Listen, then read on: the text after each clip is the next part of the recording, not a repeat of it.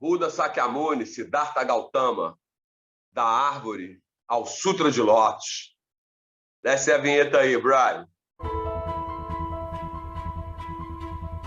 Siddhartha Gautama, muito conhecido no Ocidente, mas Buda Sakyamuni para os mais íntimos. Como é que se dá a trajetória de Sakyamuni quando ele atinge o estado de Buda, sentado sob a árvore de Bodhi, na cidade de Gaya, no interior da Índia, até o Sutra de Lótus? Meus amigos, é uma jornada. Primeiramente, queria deixar bem claro o seguinte: vou contar essa história, basicamente, para as pessoas que estão conhecendo o budismo agora. Os amigos que já conhecem vão ouvir de novo. Mas quem está conhecendo agora vai saber da história como ela realmente é. Siddhartha Gautama, que mais tarde vai ficar conhecido como Buda Sakyamuni, ele é o filho do rei Suddhodana e, aos 19 anos, ele questiona ao pai dele sobre os 4 grandes eventos da existência: o nascimento, o envelhecimento, a doença e a morte. Porque nas poucas tentativas que ele fez para sair do palácio, onde ele vivia realmente como um príncipe, ele encontrou esses 4 fenômenos. E ele nunca pensaria em desobedecer ao pai, mas ele pediu ao pai para sair do palácio, para ele poder investigar o que acontecia com a humanidade, que não era tão bom como dentro do castelo. E o pai dele pediu para ele não ir, porque ele seria o futuro rei. E ele propôs ao pai dele o seguinte movimento: traga-me os seus sábios me explicam nascimento, envelhecimento, doença e morte, e eu ficarei no palácio e serei seu sucessor. Então o rei Suddhodana busca os maiores sábios da região.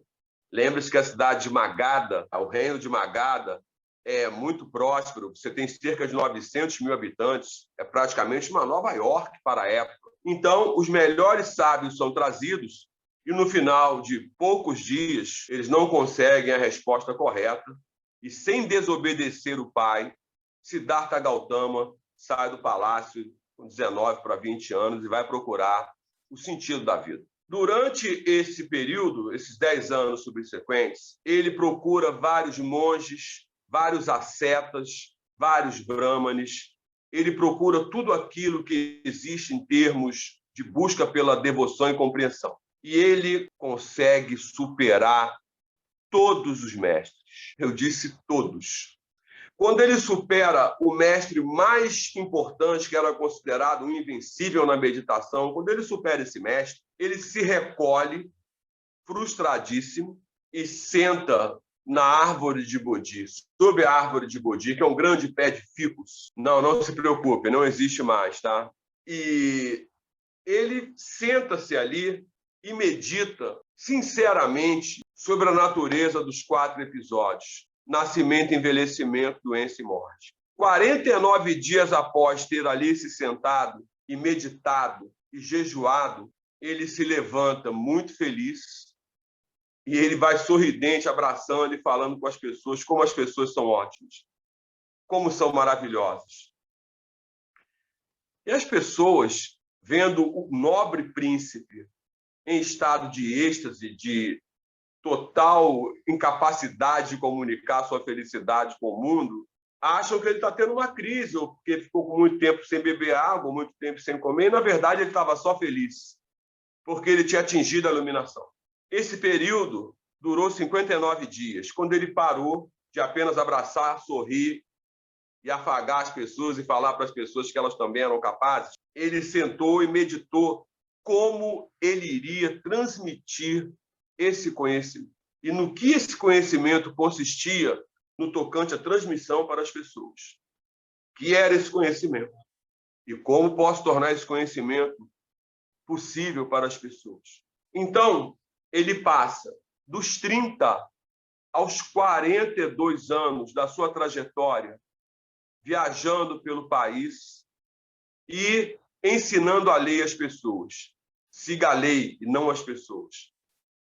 Mas, ao longo desse período, toda a história do budismo se desenrola. E, quando ele faz 72 anos, ele entra numa fase onde ele, com aqueles que conseguiram acompanhá-lo até então, se deparam com grande surpresa. Porque ele diz assim, aos 72 anos, deixando de lado tudo aquilo que ensinei até agora, descartando todos os ensinos que eu produzi desde que eu tinha 30 anos até o presente momento, deixando de lado os meios provisórios e fazendo a revelação do meu advento, a verdadeira revelação do meu advento.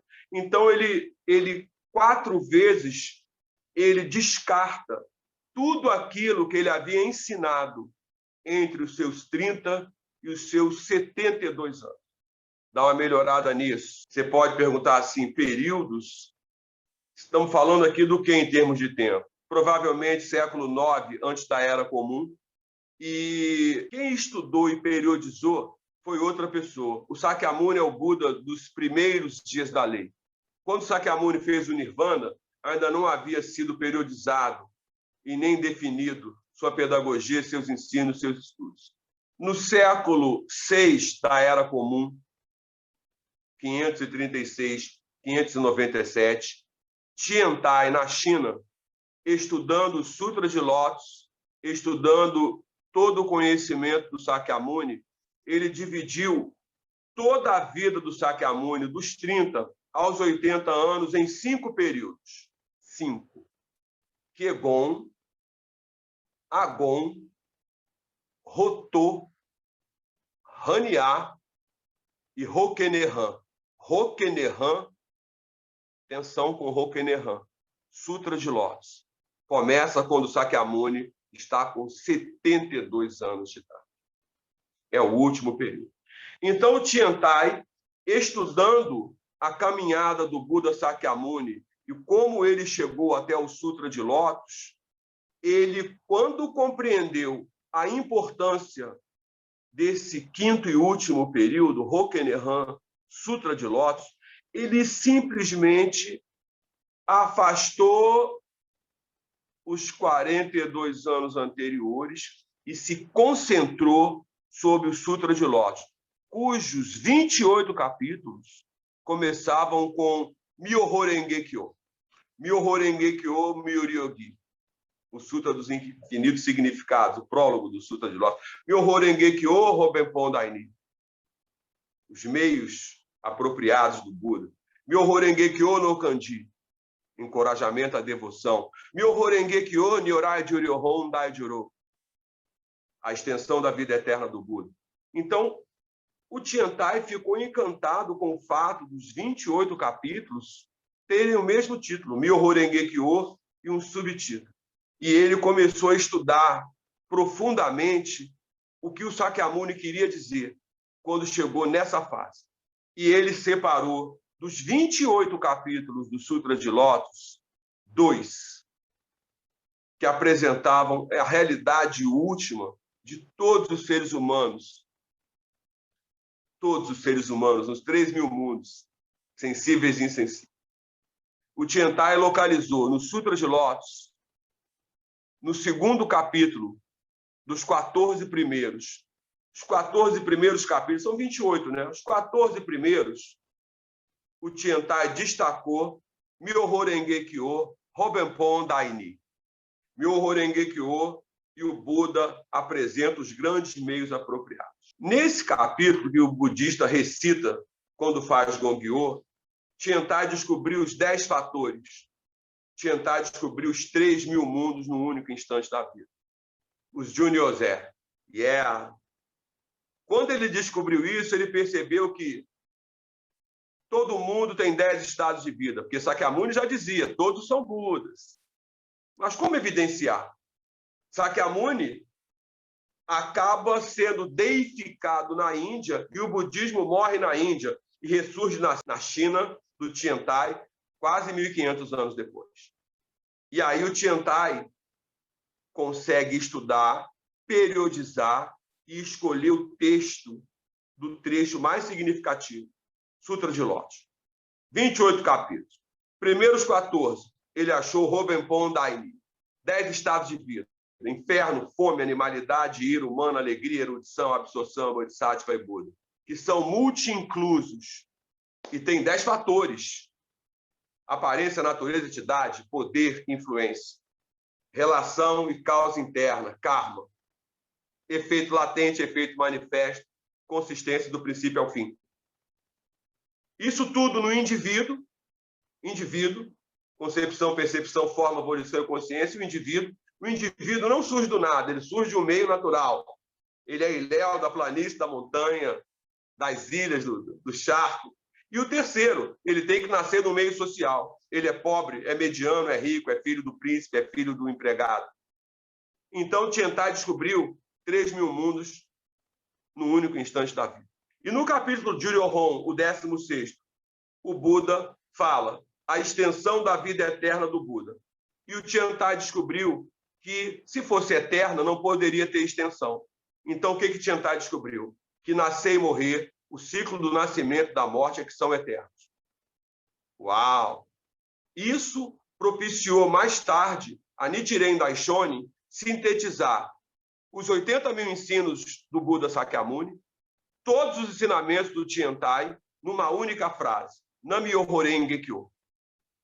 Era Namash, no tempo do Sakyamuni, Namu, na China, no tempo do Tiantai, e Nan, Nichiren Daishonin, 1222, 1282, no século XIII, no Japão, também conhecido como Buda original. Isso é um pequeno trajeto histórico que demonstra como as escolas budistas foram se ramificando, se tornando hoje, provavelmente, a maior escola com o maior número de ramificações. São mais de 3.900 tipos de budismo. Só budismo de Nichiren Daishonin nós temos hoje no mundo 8, contando com o nosso. Então, a gente tem que ter muita calma para poder estudar, porque a linha histórica ela sai da Índia, ela passa pela China, mestre Dengyo atravessa a Península Coreana e busca a lei de Nam-myoho Renge Kyo, do Ichinen Sanzen de Tiantai, que é revelada por Nichiren Daishonin. É uma viagem histórica. Se alguém estiver interessado em fazer essa viagem mais de perto, o nome do livro é A Síntese do Budismo. Uau! Se você ler A Síntese do Budismo, você vai ter isso no detalhe. Muita atenção, porque com tantos tipos de budismo, nosso budismo é aquele que as ciências naturais e do homem vêm juntos. Cuidado com a escuridão, cuidado com a tristeza. Nam-myoho Renge Kyo, a gente se vê.